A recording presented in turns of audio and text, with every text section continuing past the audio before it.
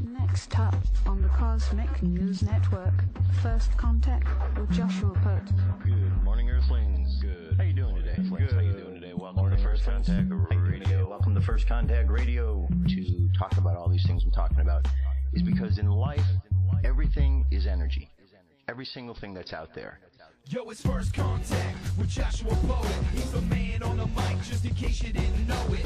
Covering news from all around the globe, from the weather and space to UFOs. He'll talk politics and make you open your eyes. Conspiracy theories and government lies. They'll dig it all up and try to find the proof. Cause it's time to demand the truth. It's time. First Contact Radio. We have time to demand the truth. It's time. First Contact Radio. We have It's time to demand the truth. It's time. First Contact Radio. It's time to demand First the Contact truth. Radio. We have arrived. First Contact Radio. It's time to demand. Good morning, Earthlings. How you doing today? Welcome back to First Contact Radio. This is the end of the week, the Friday show, 22nd of August 2014. We are at an end of one cycle. The cycle we are ending is the sun sign cycle. We have been in the sign of Leo, and now we are moving to the new sign. And the new sign is Virgo. We could see right here, shows sun moves into Virgo, 11:46 p.m. So later this evening, this transition completes itself. Here we have a moon sign today, which is moving into Leo. So we've got a Virgo sun sign coming up. And through the rest of the day, we're still dealing with the sun sign of Cancer. So, Cancer of Leo. So we're going from Leo, from fire into earth. Okay, so just let's look at those two ideas. Fire moves. Okay, when you look at a flame, fire is flickering, it moves. So that's how the energy around fire moves. Earth is stable, still. So we're going from a condition where the energy, which is fiery, is moving to all of a sudden to a position where it's stationary.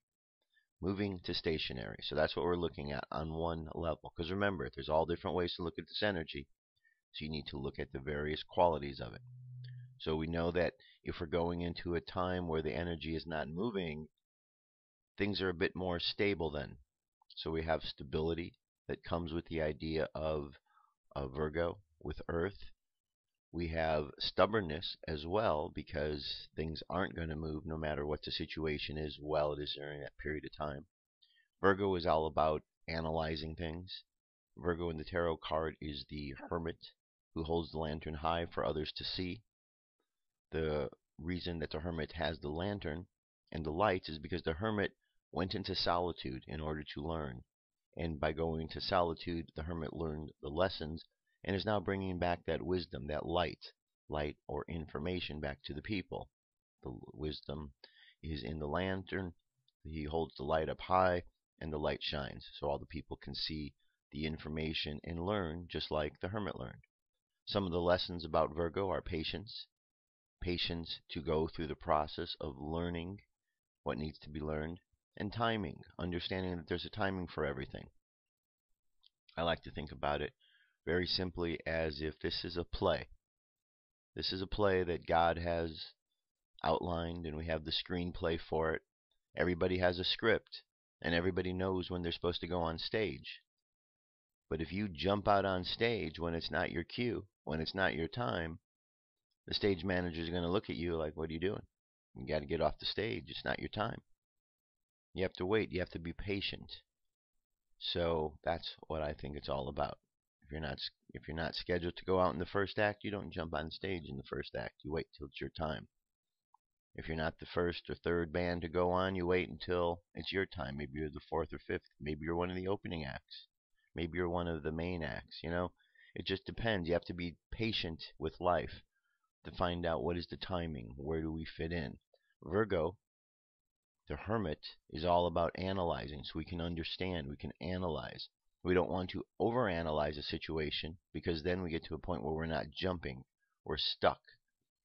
We have our feet too solidified in the earth.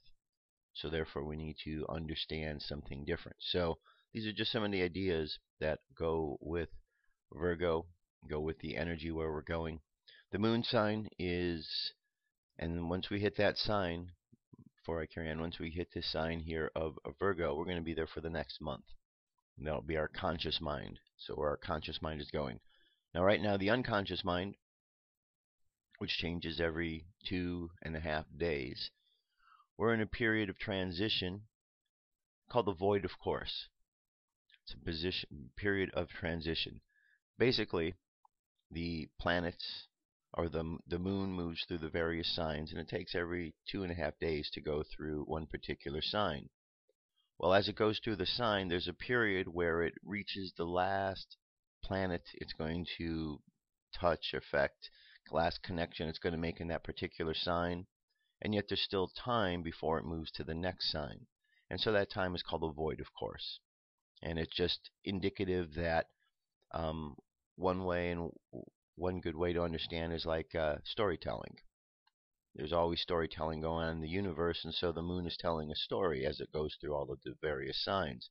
And so if you think of it at the point when it comes to the stopping point, when it comes to the last connection it makes, it's like the last point of the story it has to make, and then there's this overlap. And we just have to wait and be patient and let that story ride out, let the meaning that we got from the last words play out. Okay, so we're in that phase right now, and when we hit the next sign, which is Leo, then we just switch over. The void of course period is over. So it's just like a holding pattern, really. We're still where we are, we're still moving through the same sign. We're just in a phase where we've gotten the information, now we're just kind of waiting till the next part begins, that's all. And so when you see the void of courses, that's what they mean. It doesn't mean, it means we're still there, we're just kind of need to assess a little bit what we've just heard and learned, because we're getting ready to make the next transition to the next place. And so we're going to be going into Leo this afternoon, and we'll be at Leo over the course of the weekend, Saturday, Sunday. And then when we get to Monday, we're going to be transitioning into the next moon sign. And that'll be early, and that's going into Virgo. So it'll be both double Virgo on Monday with a new moon as well. All right? But today, this is where we're at. Leo. Moon in Leo. Leo's the lion, pride, feeling good about ourselves, creativity, fire. So our subconscious mind is alive, is active, it's moving, while the conscious mind is moving into a place of being stationary. We're coming out of that watery place, so we're still dealing with the water as we move into this evening, and then we're going to go from the fire to the earth, from the ideas, from the movement. But it's going to be a nice transition, because as we transition from Leo in the conscious mind, Leo here is the moon, the unconscious mind. So it's a nice little smooth transition. The numerology for today is number 1. Number 1 is the beginning. Number 1, we got to that 8 plus to 22 plus to 2014. All that adds up to 19. 1 plus 9 is 10. 1 plus 0 is 1. So there's our 1, the new beginning, the magician. We look over here, number 1. As far as the Sephira goes, classrooms, it's the crown, unity, or the first of the tarot cards, the first number 1 card here, the magician, focus, concentration. It's connected to the crown. Coming out of there, it leads to understanding. Our sun sign, still right here at Leo, but we're getting ready to move right over here where we're going to be with Virgo. Our moon sign at the moment is transitioning out. It's in the void of course. We're coming out of Cancer, and we're going into Leo. Alright, so you can see the placements where we're at. So we do have some balance. We have to remember with this Leo energy, we're always fighting against too much and too little, being too severe or too humble. We have to find that balance. The Hermit helps us to find that understanding. of the humility, because the hermit learns and gains all this wisdom. And one can really become very humble when one learns a lot of things. But the hermit has to learn, you be humble, but you also have to be balanced. You can't let yourself get walked upon either. And that's always the challenge. What is that line that we draw? Now let's move from here to the highlights. Let's see. Today, let's take a look at which one we're going to look at today. How about we've been looking at Leo. Had a good look at that. Let's look at the Virgo, the Hermit, because we're getting ready to move into that one here. Okay, and every day we look at one of these, it's just another opportunity to learn a little bit more. So with the Hermit, we're looking at the number 9. So it tells us right off the bat that this is the last of the single numbers. So a journey has been completed. The Hermit is the last of the phase. Yod, open hand. Open hand is in offering something. See, the Hermit is offering light, offering wisdom to the world. It says it's Earth, represents Virgo. We look at the color gray. Gray is in between the black and the white, so it shows that the Hermit is in a position of neutrality. The darkened color back here deals with the subconscious mind.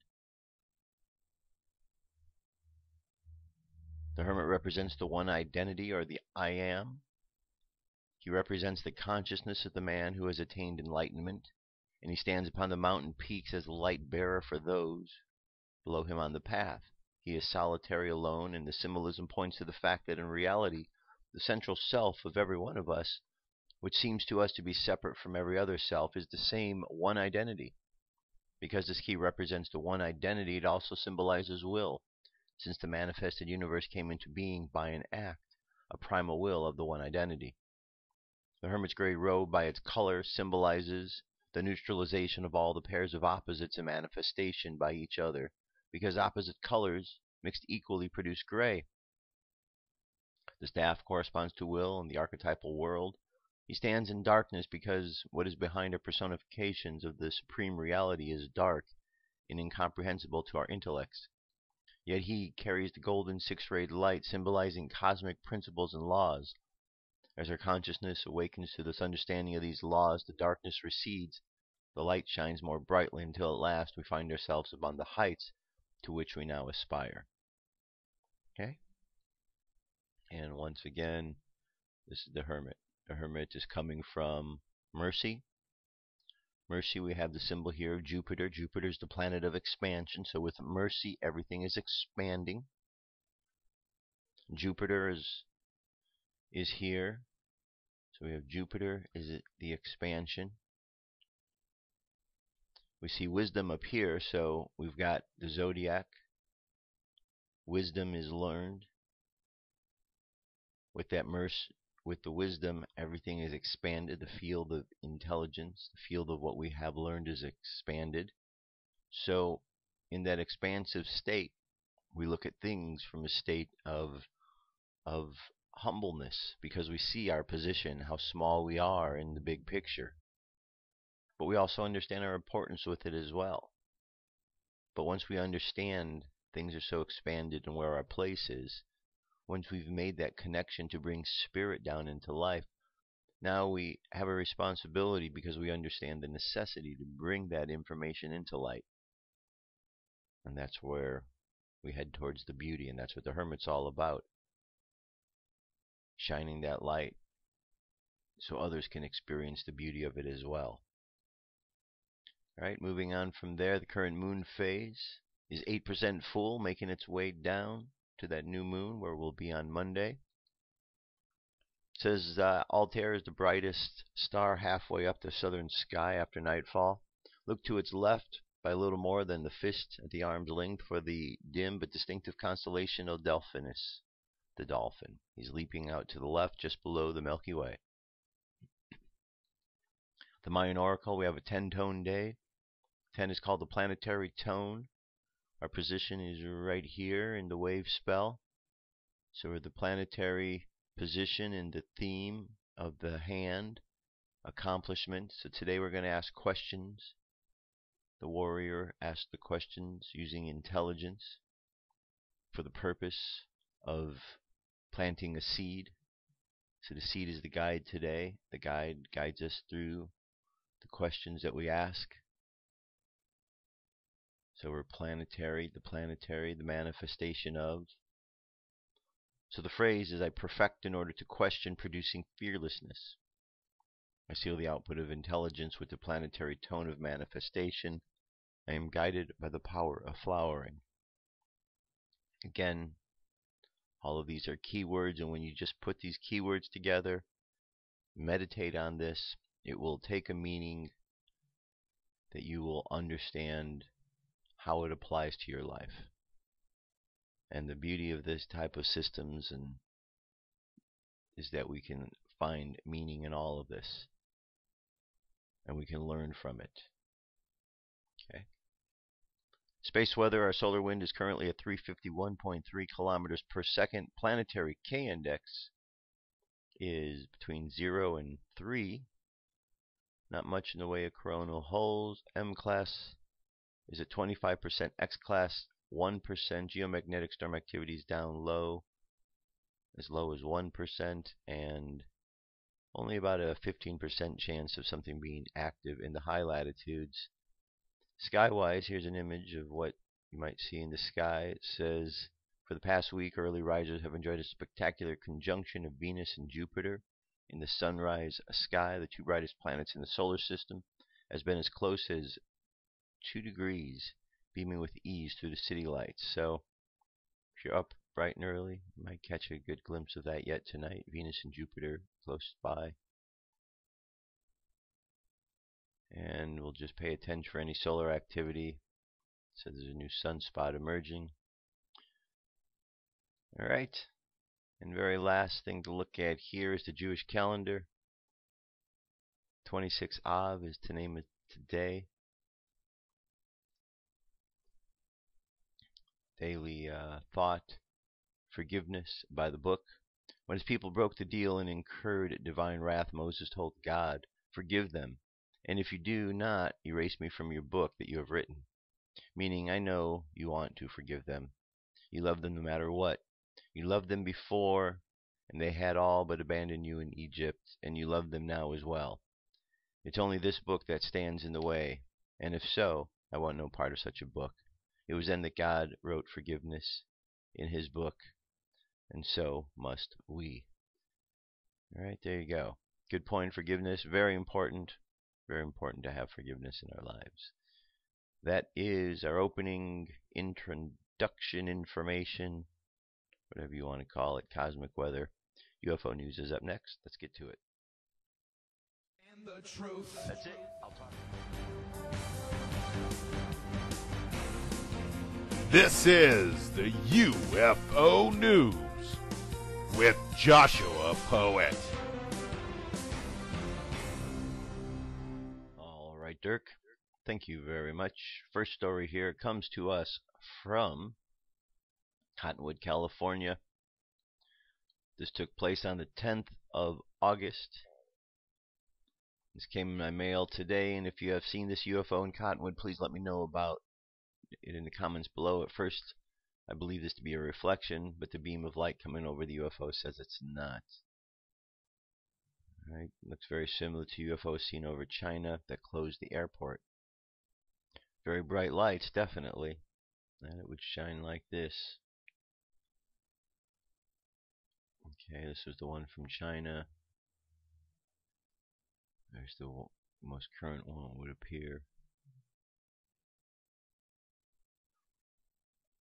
My mom and I were headed home from Red Bluff, California, headed north on I-5. We were almost to Bowman Road exit at the time the photo was taken. My mom asked me to take a picture of the sunset. It was August 10th around 8:30 p.m. After turning onto Bowman Road heading west, I saw a bright light in the sky, but quickly lost track of it. I noticed the date said August 11th on the pictures that I took on the way home. The rest of the photos that I took that day were dated August 10th. I noticed it while transferring pics from the phone to the PC. I checked the phone and the PC. They both had the right date and time on them. Okay. Next, we're going to go over to Houston. There's an object up here. I was scrolling through my Instagram feed and noticed someone was just posting a picture of a sunset, but I noticed a UFO on the right side of the picture, not being able to keep its cloak due to the sunset. I might be wrong, but check it out. The date of the sighting, as far as I know, is the 18th of August. Alright. Very good shot there. Next, we go back up to the space station for another sighting. Here's the object in question this time. This UFO was seen yesterday and recorded by StreetCap 1 of YouTube. The object is incredibly bright and easy to see. It is using the live NASA public cam that NASA tried to unsuccessfully shut down 2 months ago. They don't want the public to have access, so lately, for every hour of the video we see the cam, there's an hour of blue screen. I guess this is how NASA tries to slowly shut the cam down, bit by bit, make it more and more blue screen till there is no cam anymore. As of now, blue screen takes up 40 to 50% of the cam time. Isn't it kind of sad? It's kind of sad that we still live in a world of secrecy as such, where NASA has to do that. NASA, what's up? Come on, people know that there's stuff out there. People know by now. Do you really think we're that stupid that we're gonna, buy into your blue camera, blue screen on the camera? Come on, we know what's up. World's filled with people who could handle this information, NASA. And guess what? They already know, so it just makes you look bad because it just proves the point, what people know. Never a straight answer. UFO over Ocean Isle, North Carolina. It's a video news report here. It says, I thought that a strange light, maybe it's a helicopter, and I was watching them go. They sort of did like a half circle. Half circle said Woozy Dell, who's vacationing for this week out on Ocean Isle Beach. And then I saw another one come in, and I thought, this is bizarre. And it got a little interesting. What she says saw were a series of dots in the sky. They appeared to be glowing orbs, changing in color, multiplying in number. So I saw 2, then I started seeing 3, then 4, and then I started counting them because I thought, my gosh, what is this? Okay, and here's video of it. Let's zip through here where we can perhaps see. There we go. What is this? Dell saw the lights. It was wide. Has anyone said Okay. There we go. That's pretty much the best shot. There's the woman who saw this. Alright, so links available. Check it out. Alright, here's I think they made contact down in Puerto Rico. A variety of extraterrestrial anomalies were captured on camera in a planned radio transmission project that was named the Arecibo Project.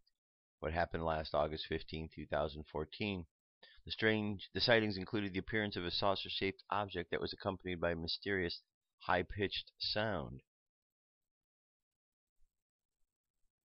The object sprang straight up into the sky and immediately disappeared. A group of independent UFO researchers with the leadership of director of the Bermuda Triangle Research Base spent the entire day sending radio messages into space from the Arecibo. Lajas, Puerto Rico Research Observatory. The radio transmission included messages asking extraterrestrials to appear, precise GPS coordinates, where a webcam was also set up to film the incoming action. The project was a total success.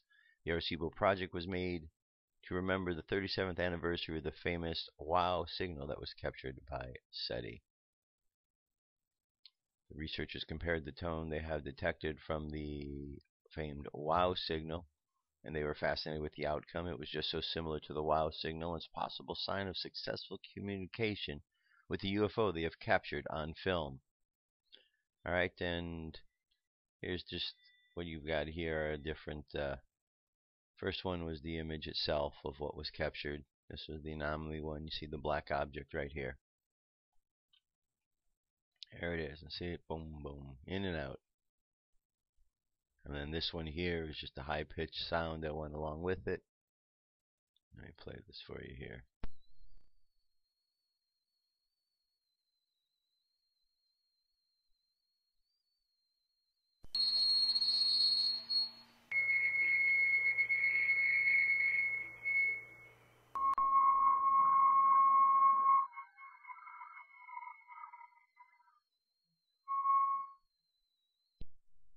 Okay, so there's that, and this very last one down here is just kind of a comparison to, big sighting they had. They call it the Wow.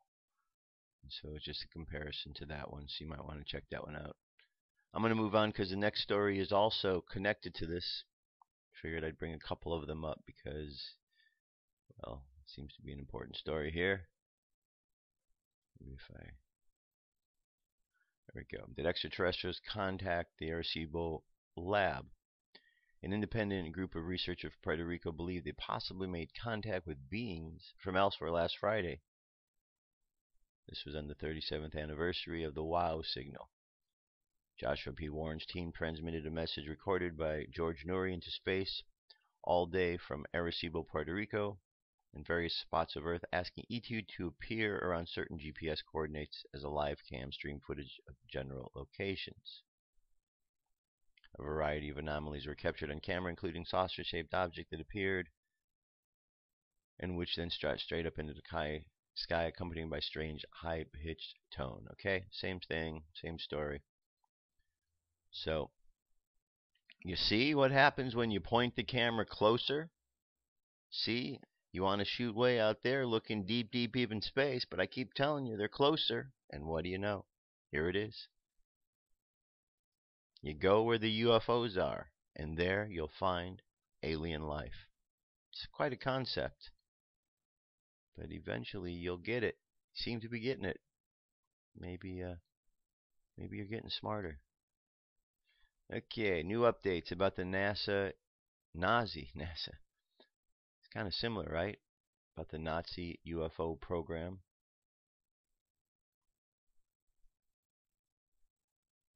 I just received an interesting email from Stingen van des Hoveen. I'm posting it in its entirety.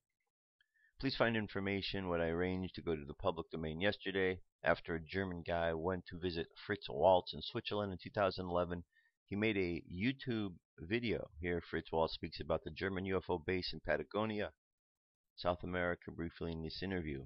He is 80 years old, and last appearance of Viktor Schallberger, the scientist that helped Adolf Hitler build Haunebu flying saucers. All of Viktor Schallberger's patents were scooped up by the U.S. government after the war, and he was sent back to Switzerland where he died broken and poor. His son has a non-disclosure agreement. However, Fritz Waltz doesn't, and he gave his letter he got from Viktor Schallberger to the German in 2011 who forgot about it.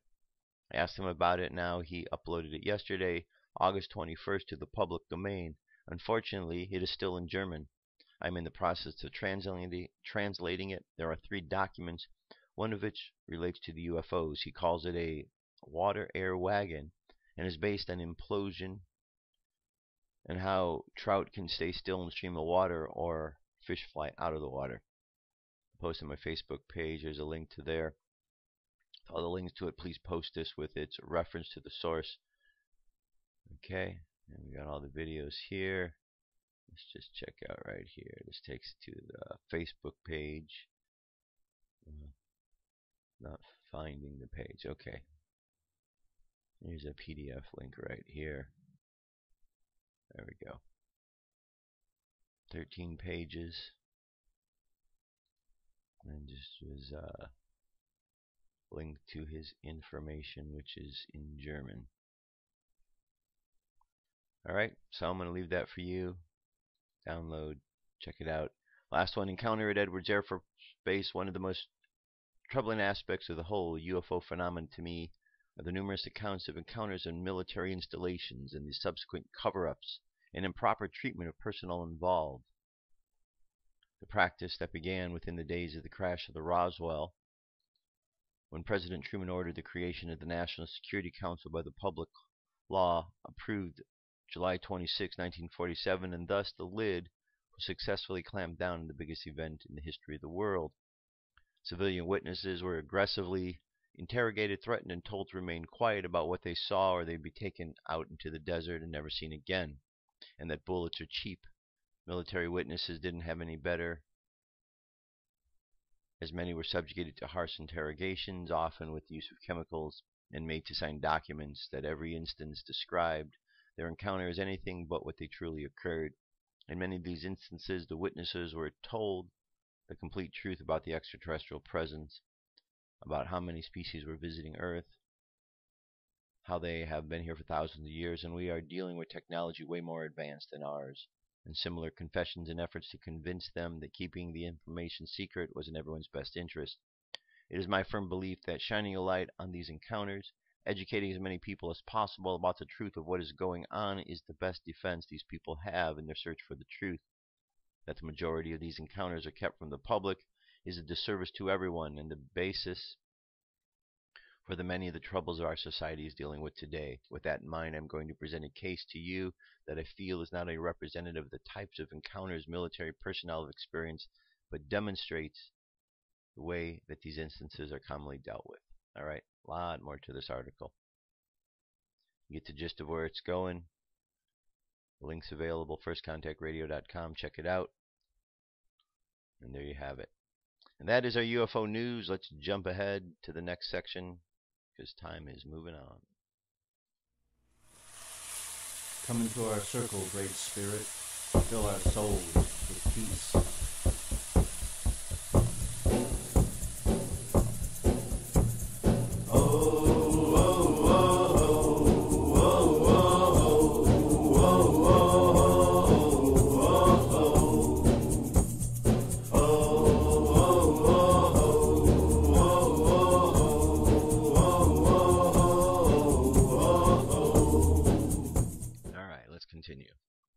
So Friday, I like to talk about Jesus Fridays.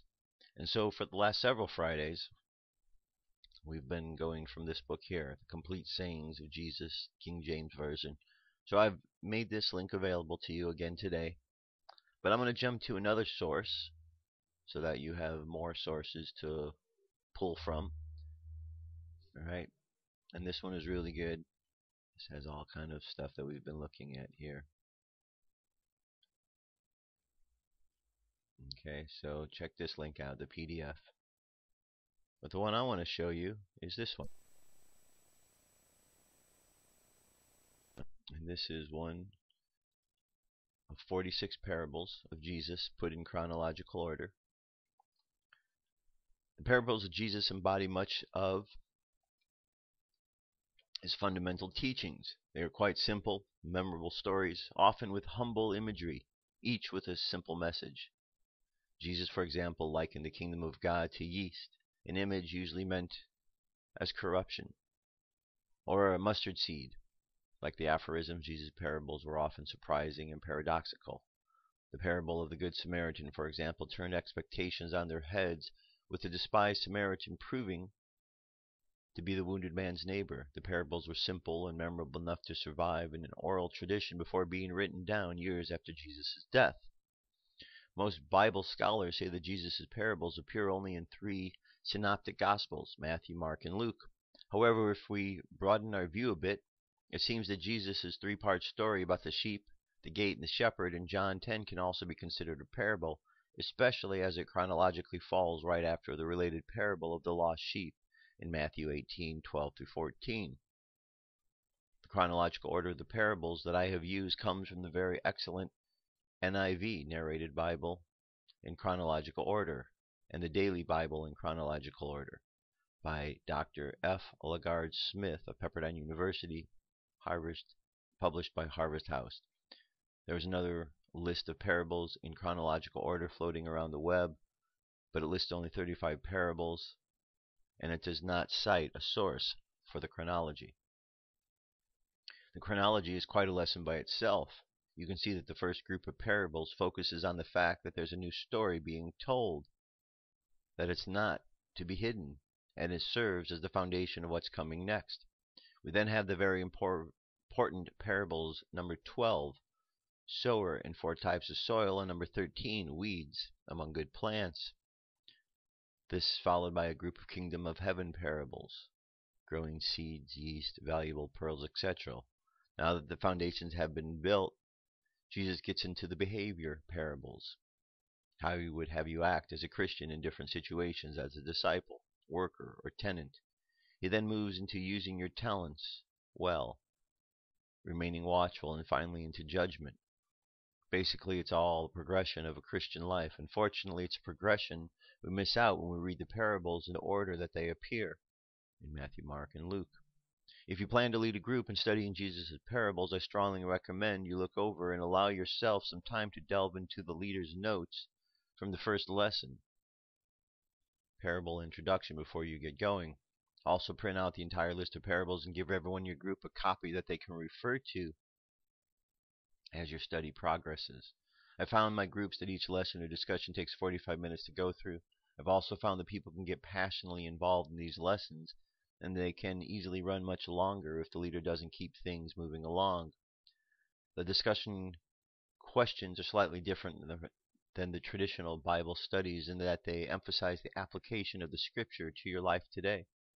Unlike some of my other studies, there are leaders' guides for only about one half of the lessons. Many of the questions are designed to be springboard to further discussion, and there's often no truly right or wrong answer. If you have questions or comments, please use the Contact Me button on the menu below. I guarantee I will read your comments. However, as this website gets more than 3,000 visitors per day, I cannot possibly answer every one. In response to your question, these studies are in Adobe PDF format, so they can easily be printed out. The first page provides you the NIV scripture verses. The second is the discussion questions. Page 3 are higher notes for leaders. For the Bible studies that I have led, I print the scripture verses on the side of the sheet and the discussion questions on the other side. However, if saving paper is not a consideration, print them on 2 sheets so people can refer to both the verses and the questions without excessive flipping over. If you cannot read the PDFs, okay. So let's look at this list here. Parables introduction. We're going to start there, and I thought that this is a good organization, and we're going to follow through this for a couple of Fridays now. We've looked at the other one, so let's make this our course of study. What do you say? Alright, first thing here.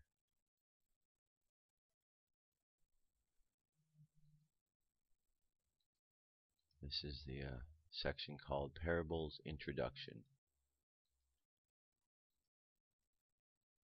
Aesop's Fables, 2 examples. A bundle of sticks. An old man on the point of death summoned his sons around him to give him some parting advice. He ordered his servants to bring in a faggot of sticks, and he said to his eldest son, "Break it." The son strained and strained, but with all his efforts was unable to break the bundle. The other son also tried, but none of them was successful. "Untie the faggots," he said further, "and each of you take a stick." And when they had done so, he called them and said, "Now break each one." The stick was easily broken. "You see the meaning," said their father. "Union gives strength." Fighting cocks and the eagle. The 2 game cocks were fiercely fighting for mastery of the farmyard. One at last pulled the other to flight. The vanished cock sulked away and hid himself in a quiet corner, while the conqueror, flying up onto the wall, flapped his wings and crowed exultantly with all his might. An eagle, sailing through the air, pounced upon him and carried him off in his talons. The vanished cock immediately came out of his corner and ruled henceforth with undisputed mastery. Pride goes before destruction. Okay, so what else we got here? It says, when Jonathan heard about this, he climbed to the top of Mount Gerizim and shouted, "Listen to me, the citizens of Shechem. Listen to me if you want God to listen to you. Once upon a time, the trees decided to elect a king. First they said that the olive tree be our king, but the olive tree refused, saying, 'Should I quit producing the olive oil that blesses God and the people, just to wave back and forth over the trees?' Then they said to the fig tree, 'You be our king,' but the fig tree also refused, saying, 'Should I quit producing my sweet fruit, just to wave back and forth over the trees?' Then he said to the grapevine, 'You be our king,' but the grapevine also refused, saying, 'Should I quit producing the wine that cheers both God and the people, just to wave back and forth over the trees. Then all the trees finally turned to the thorn bush and said, "Come, you be our king." And the thorn bush replied to the trees, "If you truly want to make me your king, come and take shelter in my shade. If not, let fire come out from me and devour the cedars of Lebanon." So what exactly is a parable? Is a parable the same as an allegory? Is it the same as a related fable? How is a parable related to a metaphor or analogy? In what books of the Bible are the parables of Jesus found? Are there similar books that do not have any parables? So we will not be getting into this deeply, but you should be aware that there are some significant differences between the synoptic and the abstract gospels. If you want to probe deeper, here's a link to do that. Were there parables told in the Old Testament? If so, how many were they? And here's a list of them in Numbers, Judges, Samuel, Kings. So how many parables of Jesus are there? Do any parables of Jesus appear in any other place in the Christian Bible? What is the purpose of the parable? And why did Jesus start telling parables? All right. So let's start with the lowest level, the word metaphor. Metaphor is a figure of speech in which a word or phrase is literally denoting one word or idea used in place of another. So an analogy is the inference that two things agree with each other in some respects. A fable or a parable is a short allegory with one or more definite moral. Fables tend to be longer than parables.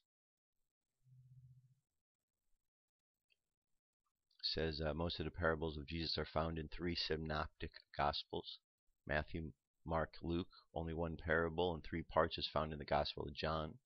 A synoptic gospel is one which gives a general view of the whole story. It is characterized by comprehensiveness or breadth of view. The Gospel of John is non-synoptic, for example, indirect or abstract, and has many differences with the synoptic gospels. It says that, okay, and then here are Old Testament examples. All right, so let's move on from here. List of the parables in the order. Okay. And here we go. Parables 1, 2, 3, 4. Let's see. Parable 1. Matthew 9:16. New cloth. No one sews a patch of unshrunk cloth on an old garment, for the patch will pull away from the garment, making the tear worse. Parable 2. Matthew 9:17. Neither do men pour new wine into old wineskins. If they do, the skins will burst, the wine will run out, and the wineskins will be ruined. No, they pour new wine into new wineskins, and both are preserved. Matthew 5:14 through 15. Parable 3. You are the light of the world. A city on a hill cannot be hidden, neither do people light a lamp and put it under a bowl. Instead, they put it on a stand, and it gives light to everyone in the house. Now, take this parable and just apply it to what we now know of the hermit who holds the lantern high.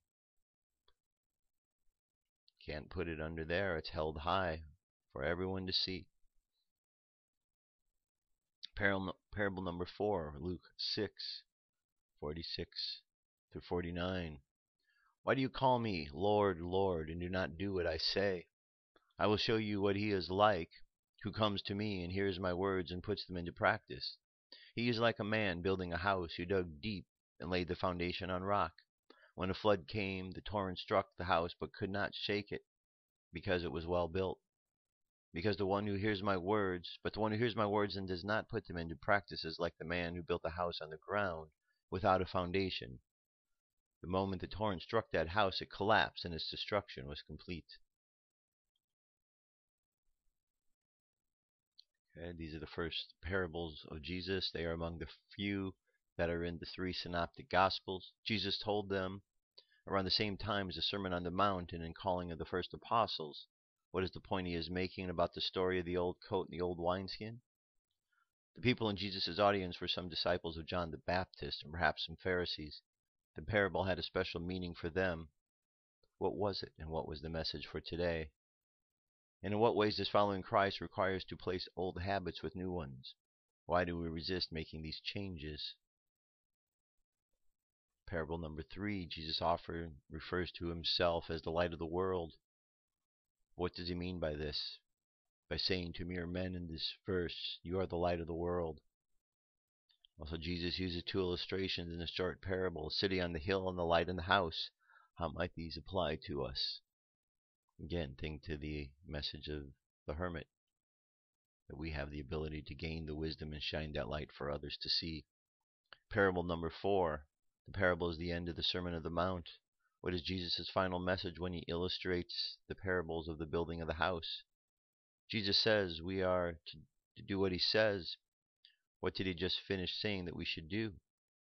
How does the parable illustrate what Jesus said we should do? And what is the rock or the foundation upon which you should build your house?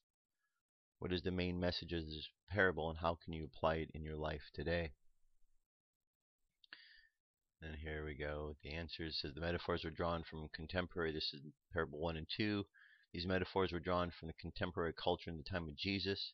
Wineskins would stretch with new wine being put into, continue to ferment, and then they would harden. If new wine is put into a hardened wineskin, the continued fermentation risked bursting the skin. Similarly, new cloth would be expected to shrink considerably, so using it to patch already shrunken cloth would be asking for problems. 2, none of us likes to give up something familiar or comfortable. That is even more true when something has been controlling point of view for our reality, our morality, and religion. So we have a tendency to plug into something we like in a new experience of religion to our old religious context and make it fit. Jesus' point here is that what he brings cannot be fit into the old order and old forms of religion with which the Jews were familiar. To do so would be destructive to both the old and the new. What Jesus brings is new, fresh, transformational. It will rip apart anything that tries to force it into another way of doing, perceiving, and experience. Becoming a Christian is a whole new life, not just another religion to be thrown into the world mix of faith. This is true today as it was 2,000 years ago. Jesus is saying that he was the start of a new religion separate from Judaism, and that even from John the Baptist. You have to be careful of taking this too far, as some Christians have used it to propose new ways of being Christian, or even entirely new forms of Christianity. And also one must interpret this as a meaning that Jesus' disciples, including us today, shine with his light by virtue of his Spirit dwelling in them and us. We must never forget where the light comes from. It doesn't come from you. You are not the source, you are the generator. You are merely a mirror, a reflector. You are like the moon.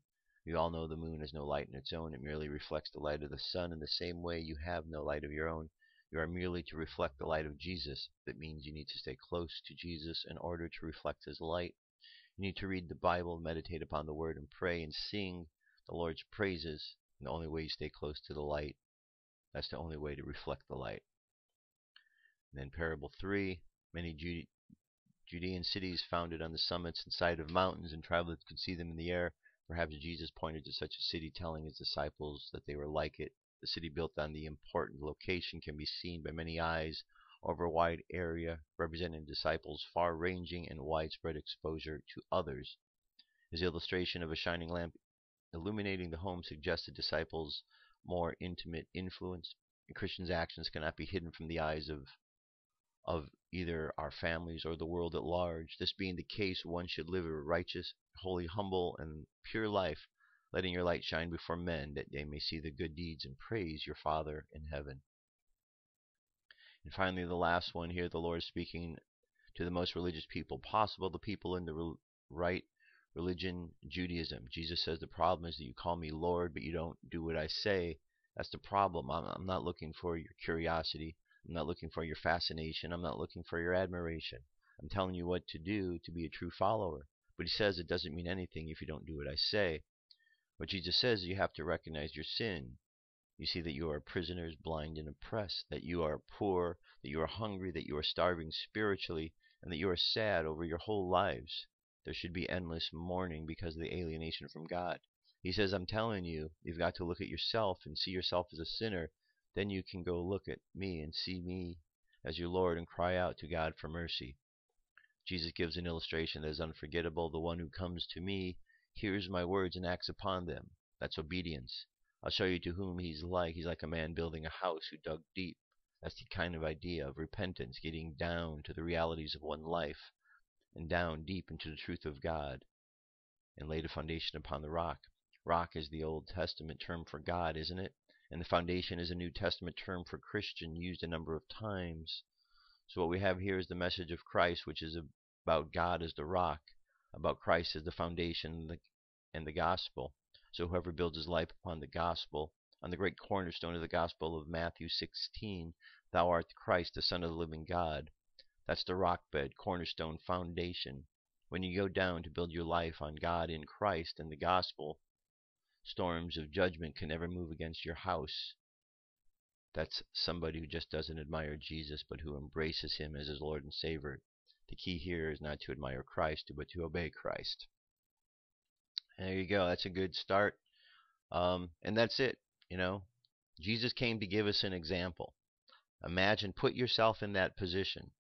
You've gone in to give someone an example. You're like the hermit. You're holding the lantern high. You're hoping once you give this information that other people will follow along with what you're doing. But what is going on is you have some who are just admiring Jesus for what he did, and that's great. It's appreciated. However, the idea is not to admire what Jesus did, but to understand and put it into practice. Because then, instead of just there being Jesus by himself doing the work, by others learning and following the example, there are many Jesuses now. And that's important that we are able to spread that, and therefore truly be assisting Jesus in the process. And that's, to me, what I see it's all about, that we're all here to be part of this process, not just on the sideline watching. All right, so there you go. Let's move forward here. It's an article for you to check out. I'm just going to brief through it here. It says it's time to wake up, Starseeds by Sarah Starfire over at In5D. My last article, we discussed how to identify if you are a starseed. I have to admit that it was a bit emotionally overwhelming when I saw the outpour of fellow starseeds experience the same things that I have. Most of the reaction has been quite positive.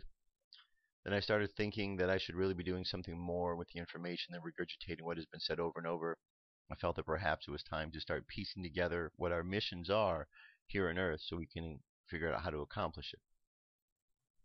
It's a good point. So, purpose of the light. See, truth is most humans who I've met are looking for their life purpose in one form or another. Some have found that their life purpose is to create life. Some have found that their life purpose is to better mankind through science. Others have found through educating the next generation.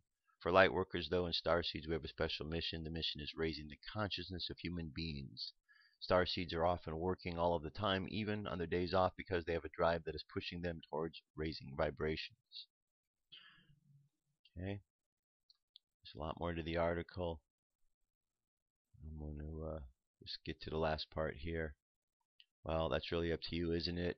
You have the world as your oyster, and it's up to you if you will take what is yours or let your life slip away. As you are on this journey of self-discovery, remember that you are not alone. There are others. You can find classes to help you open up to more spiritually evolved light workers. You are gifted with healing and channeling. You are the light. Again, same message, holding that light high like the hermit. Okay, so read this article. I just briefed it through. I want to get to this next part, our channeled message for today. This comes to us from the Elders of Enoch. Elders of Enoch. There we go.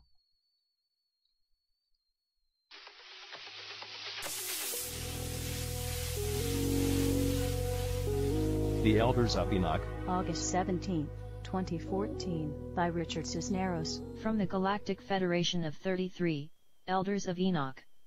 It has been brought to our attention in this precise time now, in which humanity seems to be reaching a time of accumulative uneasiness, as some are being conscious of the necessities of the human race. Many still choose unconsciously to neglect oneself of their divine rights, as one humanity. But it has been said before, and it shall be again said, the greater purpose of humanity is to serve within these dimensions. Serve itself and to entice oneself to unite in harmony as one creation. That has been realized to the few and the ascended ones, that within these times, it is crucial to no longer to seek truth, instead to speak, to do, and be truth. That uniting of all dimensions as eminent. It shall be done. It shall come to be. It shall come to pass. As we remain at that third dimensional way, and state of mind, simply delays the process for those that have not awakened, and choose to remain in disharmonized state of mind. The eclectic civilizations of higher consciousness now are coordinating navigational light bodies from multi-dimensions to unite in this free will universe. The councils of 13 are reunited to vibrate in unison with all dimensions simultaneously, as one consciousness to extend oneselves, to beyond the beyond, to reunite with the ones of no name, no dimension, the infinite ones. So let it be love as that which we have always been. Be peace, be one. From the Galactic Federation of 33, Elders of Enoch, it has been brought to our attention in this precise time, now in which humanity seems to be reaching a time of accumulated uneasiness, as some are being conscious of the necessities of the human race. Many still choose unconsciously to neglect oneself of their divine rights as one humanity. As it has been said before, and it shall be again said, the greater purpose of humanity is to serve within these dimensions, serve itself, and entice oneself to unite in harmony as one creation. It has been realized to the few and the ascended ones that within these times it is crucial to no longer to seek truth, instead to speak, to do, and to be truth. The uniting of all dimensions is imminent. It shall be done. It shall come to be. It shall come to pass. As we remain in that third dimensional way and state of mind, simply delays the process for those that have not awakened and choose to remain in this harmonized state of mind. The eclectic civilizations of higher consciousness now are coordinating navigational light bodies from multi-dimensions to unite in this free will universe. The councils of 13 are reunited to vibrate in unison with all dimensions simultaneously as one consciousness, to extend oneself to the beyond of the beyond, to reunite with the ones of no name, no dimension, the infinite ones. So let it be love as that which we have always been. Be peace, be one. Alright, very nice message. Again, a message of oneness. And again, a message of shining the light. So, putting into practice. Because we can hear things, we can hear a message over and over. But to actually take action on what we hear, that's the important part. And just imagine if we actually applied, and instead of just sitting back, if we took action to do things, we get a lot of things done. So, there you have it. There you have it. Alright, that brings us to our meditation for today. So go ahead and close your eyes. Take a deep breath. And exhale. Take another deep breath. And exhale again. And another deep breath. And exhale. And another deep breath. And exhale. And as you continue to breathe, you realize that the breathing is effortlessly done. You don't really have to think about it, it just happens. And in the same way, the energy of life flows through us. It just happens. We don't have to think about it. And as we are aware of the energy of life that flows through us, we realize that everything we need, every resource, every bit of information, it's all available to us. All we have to do is allow it into our lives, for it already exists around us. And it exists because that is the law, that is the nature of the universe. And so as we are where we are at this moment, we just experience and imagine this abundance all around us. And we imagine that which we'd like to have in our lives. And we realize that all we have to do is reach forward to bring it in. And as we do, that which we've brought in unfolds.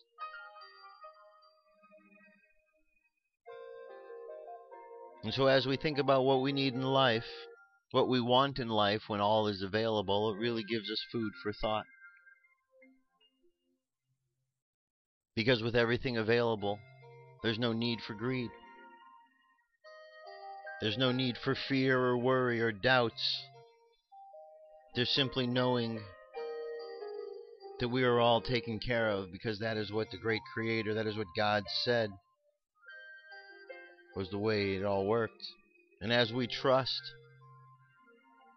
we understand even more how we are taken care of, provided for.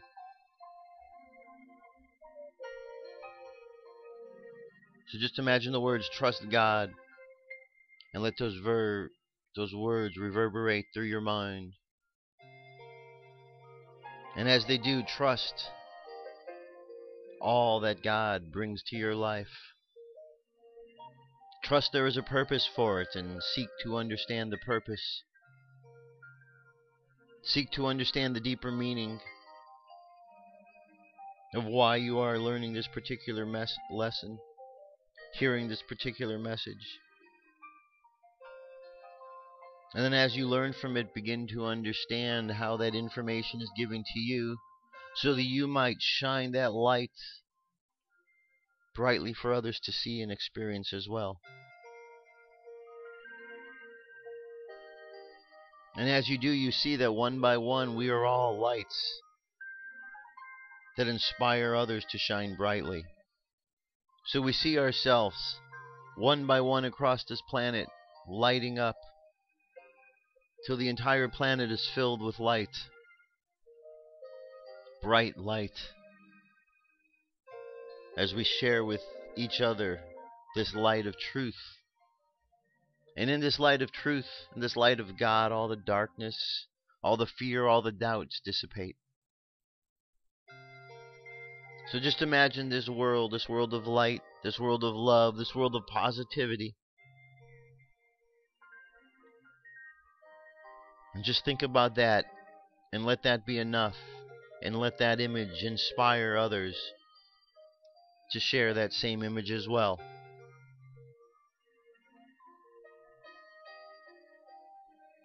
So let the subconscious mind continue on the journey of shining that light, and let the conscious mind bring itself back to the present moment on the count of 3.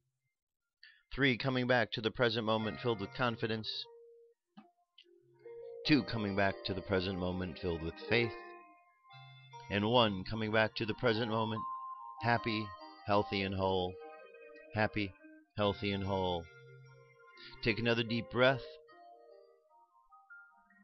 Exhale slowly, and as you open your eyes, just continue to contemplate the ways in which you will shine light into the world. And go ahead and open your eyes, and that's it, my friends. That's our prayer. That's our meditation for today. Thank you so much for being here. We have this trust life. This is the daily affirmation for today. Trust life. I like to go farther and even say trust God. It's a motto I live by. Trust God. No word before trust, no other word after God. That's it. It's gotten me through life pretty good, and I think that it'll get you through life pretty well as well. That's the show for today. That's the show for the week. I'll be back on Monday. Have an awesome weekend. I love you. Keep loving each other. Let's make the world the peaceful, positive place we want. We can do so with our thoughts. Peace. I'm out of here.